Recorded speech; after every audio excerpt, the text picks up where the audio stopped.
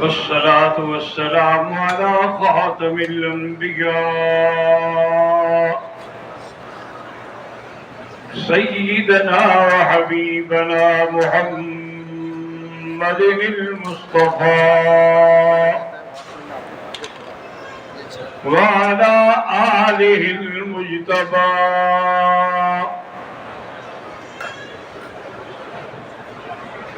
وأصحابه النجباء.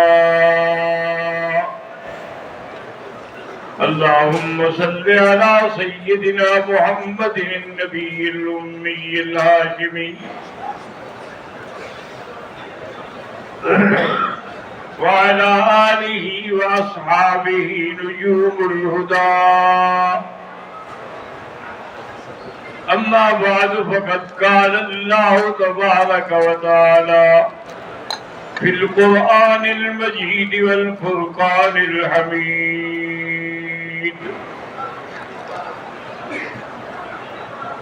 أعوذ بالله من الشيطان الرجيم. بسم الله الرحمن الرحيم.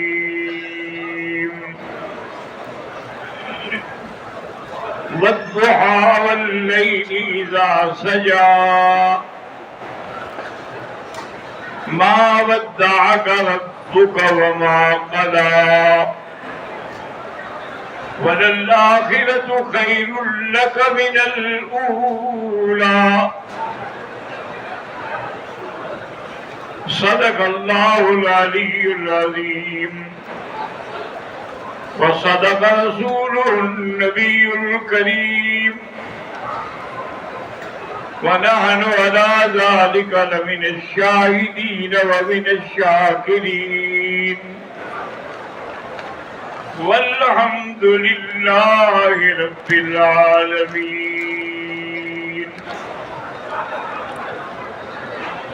رب اشرح لي صدري ويسر لي أمري واحلل عقدة من لساني يفقهوا قولي. رب زدني علما. برادران اسلام، ہمارے دروس میں حضور صلی اللہ علیہ وسلم کی شان کا بیان ہو رہا ہے کہ اللہ تبارک و تعالی نے اس صورت میں قسم کھا کے بیان فرما دیا کہ حضور کی شان جو ہے وہ روز بروز بلندی ہوتی چلی جائے گی.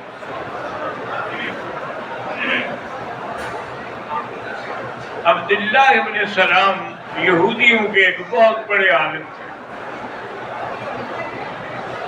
بلکہ ان کو یہ بھی دعویٰ تھا کہ میں نے تورات کو حفظ کیا ہوا ہے جیسے مسلمانوں کو قرآن یاد ہے. انہوں نے کہا بھی میں جا کے زیارت تو کروں حضور صلی اللہ علیہ وسلم کی. حضور کی خدمت میں آئے اور غور کر کے آپ کے چہرے کی طرف دیکھتے رہے. تھوڑی دیر کے بعد خود اپنے آپ سے مخاطب ہوئے کہ واللہ لیس ھذا الوجہ وجہ کذاب، یہ چہرہ کبھی جھوٹا نہیں ہو سکتا. اور حضور پاک سے عرض کیا کہ حضور مجھے کلمہ پڑھائیں. یعنی بس چہرہ دیکھ کر ہی مسلمان ہو گئے. حالانکہ وہ عالم تھے، لمبی چوڑی بحث کر سکتے تھے، سوال جواب کچھ. انہوں نے کہا یہ چہرہ دلالت کر رہا ہے کہ سچا ہے. کلمہ پڑھنے کے بعد اس نے کہا کہ یا رسول اللہ صلی اللہ علیہ وسلم، ہماری قوم جو ہے نا یہودی بڑی مکار عیار ہے، آپ مجھے اندر بٹھا دیں، پھر ان سے میرے بارے میں پوچھیں. اگر انہوں کو پتہ لگ گیا کہ میں مسلمان ہو گیا ہوں تو پھر صحیح بات نہیں کریں گے. حضور پاک نے یہودیوں کے کچھ لوگ بلائے اور ان کو چھپا دیا. حضور نے فرمایا بھائی عبداللہ ابن سلام کو جانتے ہو؟ انہوں نے کہا یا رسول اللہ وہ عالم نہ ہو ابن عالم نہ، وہ خود بھی عالم ہے، اس کا باپ دادا بھی عالم تھا. انہوں نے کہا اگر عبداللہ ابن سلام میری نبوت کی گواہی دے تو پھر تم مسلمان ہو جاؤ گے. انہوں نے کہا حضور یہ کیسے ہو سکتا ہے کہ وہ آپ کی نبوت کی گواہی دے؟ اتنی دیر میں آپ اندر سے باہر آئے اور کہا اشہد ان لا الہ الا اللہ واشہد ان محمدًا عبدہ ورسولہ. اب جناب یہود سارے بگڑ گئے، کہنے کہ اچھا اس کے بارے میں آپ کہہ رہے تھے، یہ تو بالکل جاہل آدمی ہے. تو اللہ نے حضور کو ایسا چہرہ دیا تھا کہ جب آپ ہجرت کے موقع پر سفر فرما رہے تھے تو سفر کے دوران میں پیاس اور بھوک کا تقاضا ہوا تو سامنے ایک خیمہ نظر آیا. یہ خیمہ ام معبد کے نام سے، ام معبد ایک عورت تھی جو ہر مسافر کو پانی دودھ وغیرہ دیتی تھی. حضور تشریف لے آئے اور پوچھا ام معبد سے بھی کچھ ہے آپ کے پاس تو ہمیں دیں، ہم مسافر تھکے ہوئے ہیں. اس نے کہا حضور ہمارے گھر میں اللہ کی شان ہے کہ آپ بھی تشریف لے رہے کہ ہمارے گھر میں کچھ بھی نہیں. میرا خامن جو ہے وہ بکریاں چرانے کے لیے گیا ہے، آپ سفر فرمائیں پانی پیئیں، اتنے میں وہ آئے گا تو پھر کچھ نہ کوئی دودھ وغیرہ نکال کے دیں گے آپ کو. حضور صلی اللہ علیہ وسلم کی نظر پڑی تو فرمایا یہ بکری کیوں بیٹھی ہوئی ہے؟ اس نے کہا یا رسول اللہ کا یہ تندرست ہوتی تھی چلنے نہ جاتی، ایک بیچاری بیمار ہے، اور میں اگر تم اجازت دو تو ہم اس سے اپنا دودھ لے لیں. اس نے کہا جب میری طرف سے اجازت ہے. حضور پاک تشریف لے آئے اور بکری کے پشت پہ ہاتھ پھیرا. اتنی دیر تھی کہ بکری کھڑی ہو گئی، پاؤں پھیلانی ہے، تھن اس کا دودھ سے بھر گیا. اللہ کے نبی کا ہاتھ لگا تھا. حضور نے فرمایا برتن لے آؤ. برتن لے آئے، بھر کے آپ نے پہلے تو ام معبد کو دیا، دوسرا برتن بھر کے آپ نے خود پیا، ابو بکر صدیق کو اور عبداللہ ابن اریکہ جو ساتھ تھے ان کو دیا. ایک اور برتن بھر کے دیا کہ جب تمہارا خاوند آئے تو اس کو پلا دینا. اب وہ دیکھ رہی ہے اور حیران ہو رہی. حضور چلے گئے. تھوڑی دیر گزری کہ اس کا خاوند آیا. اس نے کہا آج میرے خیمے میں خوشبو کیسی آ رہی ہے؟ آج جو ساری خوشبو ہی خوشبو ہے. اس نے کہا کہ آج میرے گھر میں مہمان آئے تھے، یہ دودھ بھی انہوں نے بکری سے نکالا ہے، اور دیکھیں ام معبد جو ہے یہ ایک بدو عورت ہے، جاہل عورت ہے، لیکن حضور کی شان میں کہتی ہے کان فخمن مفخمن، بڑی شان والا آدمی تھا. اظہر الجبین، آپ کی پیشانی بڑی روشن تھی. ازجل عقبین، اور اس کے بعد اس نے کہا کہ دیکھیں کہ جب وہ بولتے تھے تو ان کے منہ مبارک سے نور نکلتا تھا، اور من ہابہ اول مرۃ، جس نے پہلی دفعہ دیکھا ہونا وہ ڈر جاتا تھا، اتنا روب تھا حضور کا. ومن خالطہ احبہ، اور کچھ دیر کٹھے رہتے تو پھر وہ اس کو محبت ہو جاتی ہے حضور سے. اس نے کہا اچھا معلوم ہوتا ہے یہ وہی بندہ ہے جس کے لیے قریشیوں نے 200 اونٹ کا انعام رکھا ہوا ہے. یہ وہی بندہ تھا، بس ہمارے نصیب میں نہیں تھا. اس نے کہا کیا نصیب میں نہیں تھا؟ کیا تم اس کو پکڑ سکتے تھے؟ بہرحال آپ چل پڑے. راستے میں بریدہ ابن اسلمی اپنے قبیلے کے نوجوان 20-25 نوجوان مسلح لے کے نکلا تھا کہ ہم حضور کو پکڑیں گے، ابو بکر کو پکڑیں گے اور 200 اونٹ لیں گے۔ اللہ کی شان یہ ہے کہ وہ بھی سامنے آ گیا، حضور نے بھی اونٹ روک دیا۔ وہ جب سامنے آیا اسے حضور کا چہرہ دیکھا تو نے کہا کیا کہتے ہو کوئی ایسا؟ اس نے کہا بس کلمہ پڑھا۔ وہ 25 آدمیوں کے ساتھ مسلمان ہو گیا اور اپنے ان کے جو رومال تھے، چیزیں تھی، ان کو جھنڈا بنا کے حضور کے آگے آگے چل پڑا کہ اب میں خادم ہوں، میں آپ کے ساتھ جاؤں گا۔ اسی طرح میرے آقا جب مدینہ پہنچے، ایسے تو نہیں اللہ نے قسم کھائی وَالضُّحَىٰ وَاللَّيْلِ إِذَا سَجَىٰ، تو وہاں پر جو بچیاں انتظار کر رہی تھی انہوں نے جب دیکھا تو انہوں نے کہا کہ طلع البدر علینا من ثنیۃ الوداع، 14ویں کا چاند چڑھا ہے۔ انہوں نے بھی حضور کو دیکھا تو 14ویں کا چاند کہا۔ حضرت جابر کہتے ہیں کہ ایک دن میرے دل میں آیا کہ میں حضور کے چہرے کا اور چاند کا موازنہ کروں، ایک والضحیٰ والا چہرہ ہے اور ایک آسمان کا چاند ہے۔ کہتے ہیں میں آیا تو آپ سرخ لکیروں کی چادر لپیٹے ہوئے بیٹھے تھے مسجد میں۔ میں کبھی آپ کو دیکھتا تھا اور کبھی چاند کو دیکھتا تھا، لیکن بڑے غور و فکر کے بعد میں نے کہا واللہ احسن من القمر، حضور کا چہرہ جو ہے اس چاند سے بھی زیادہ خوبصورت ہے۔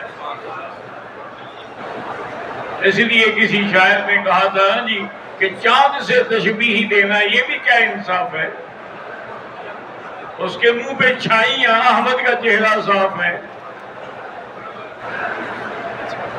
حضور صلی اللہ علیہ وسلم کے بارے میں سیدنا ابی ہریرہ رضی اللہ تعالیٰ عنہ کہتے ہیں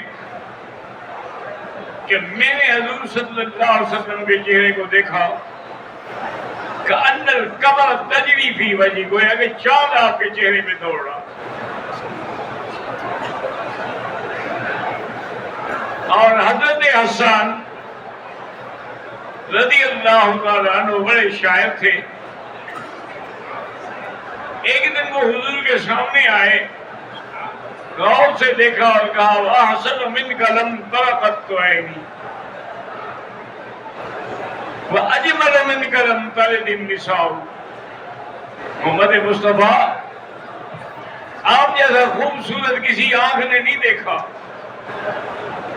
آپ جیسا خوبصورت کسی ماں نے بچہ نہیں جینا۔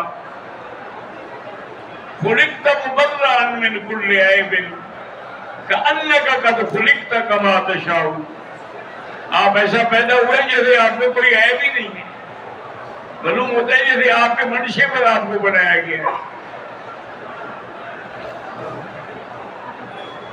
اسی طرح آپ نے جب مدینہ منورہ جانا ہو اللہ نصیب فرمائے، اور جن کو زیارت ہوئی ہے اللہ ان کی زیارت کو قبول فرمائے۔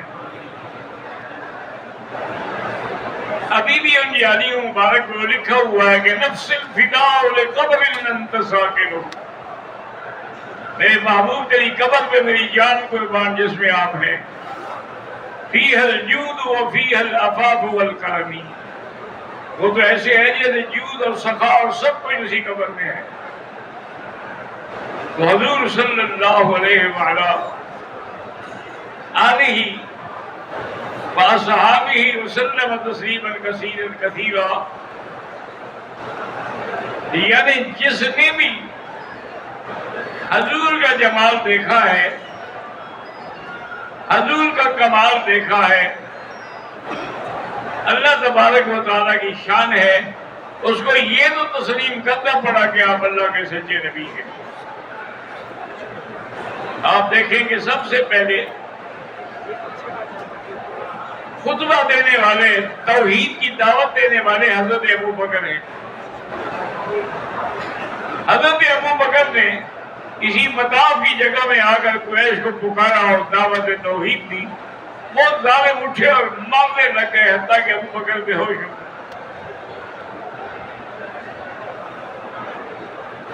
اس کے قبیلے کے لوگ آئے اٹھا کے گھر سے، کہہ رہے کہ وہ تو ہوش میں بھی نہیں تھے۔ ماں نے بڑی کوشش کی، پانی چھٹکا، کچھ ہوش آیا، اور نے کہا واللہ ہے خدا کی قسم میں نہ کچھ پیوں گا نہ کھاؤں گا جب تک کہ میں چہرہ نہ دیکھوں محمد مصطفیٰ کو۔ کئی بار حال حبیبی محمد صلی اللہ علیہ وسلم، تو اس کی والدہ اور ایک دو عورتیں مل کے ان کو دار ارقم میں لے آئیں جہاں حضور تھے۔ حضور نے جب ابو بکر کو دیکھا تو کھڑے ہو کے سینے سے لگا کہا بھی آپ کیا حال ہے؟ کہا حضور اب کیا، تو کوئی تکلیف نہیں آپ کے سینے سے لگنے کے بعد؟ تو حضور پاک نے وہیں بیٹھ کے ان کو دودھ بھی پلایا اور کہا میں نے کہا تھا ابو بکر ابھی ہم کمزور ہیں، ابھی ابتدا نہ کرو۔ اس نے کہا حضور جب اللہ کے دین کی دعوت دینی ہے تو کمزور کا کیا ہونا ہے، آخر ہم ہمت کریں گے تو بات آگے بڑھے گی، ایسے تو نہیں بڑھے گی۔ تو حضور صلی اللہ علیہ وسلم کے لیے تمام صحابہ نے، حتیٰ کہ بی بی عائشہ فرماتی ہیں لقمامی زلیخہ تھا کہ زلیخہ کا مسئلے میں جو ملامت میں آئے، اور جب انہوں نے سنا کہ میرے بارے میں باتیں کر رہے ہیں انہیں دعوت دی، تمام جمیلہ نے مصر کو دعوت دی، میزیں لگ گئی، کرسیاں لگ گئی، چھریاں لگ گئی، پھل لگ گئے۔ جب یہ ساری بیٹھ گئی تو حضرت یوسف کی خدمت میں گئی، بھی کہا کہ تشریف لے آئے۔ فلما رأینہ اکبرنہ وقطعن ایدیہن، جب دیکھا تو دہشت میں آ اور اپنے ہاتھوں میں چھریاں پھیر بیٹھے۔ قال ما ھذا بشر ان ھذا الا ملک کریم، یہ تو انسان نہیں ہے، تو فرشتہ ہے۔